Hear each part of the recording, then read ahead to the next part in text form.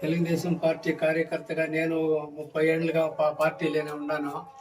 పార్టీలో ఉన్నప్పటి నుంచి నాకు ఏ ప్రమాదము ఏ ప్రాబ్లము జరగలేదు. నేనేం సహాయము అడగలేదు. ఇప్పుడు నాకు ఒక కొడుకు, ఆ ఒక్క కొడుకు చనిపోయినాడు. నాకు వేరే మార్గం లేక అప్పులైపోయినాను.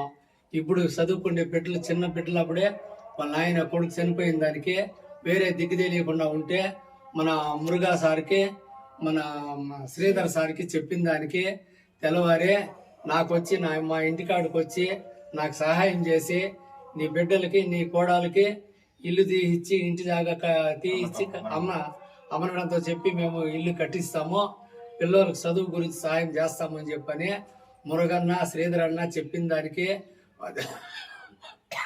చాలా సంతోషంగా ఉంది.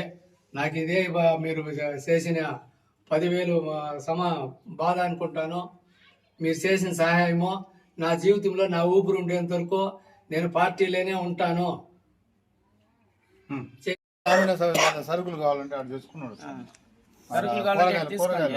కూరగాయలు కావాలంటే మార్కెట్ మార్కెట్ నువ్వు లేదంటే ఫ్రీగా ఉంటే రా ఇప్పుడు అయితే ఉంటాడు, పిలుచుకొని పోయి చూపించేస్తాడు, అంగడి చూపించి చెప్పేస్తాడు. లేదంటే వాడిని ఆడ రమ్మని చెప్పేసి ఆడ పిలుచుకొని వాడి నుంచి కూరగాయలు అంగడి చూపించి వాళ్ళు చెప్పేసి ఏం కావాలి ఏమని చెప్పు. అదే సామిన వాళ్ళకి ఫోన్ చేసి వాళ్ళ నెంబర్ ఇచ్చేయి, ఏం కావాలి దించేయమని చెప్పు, దించేస్తారు.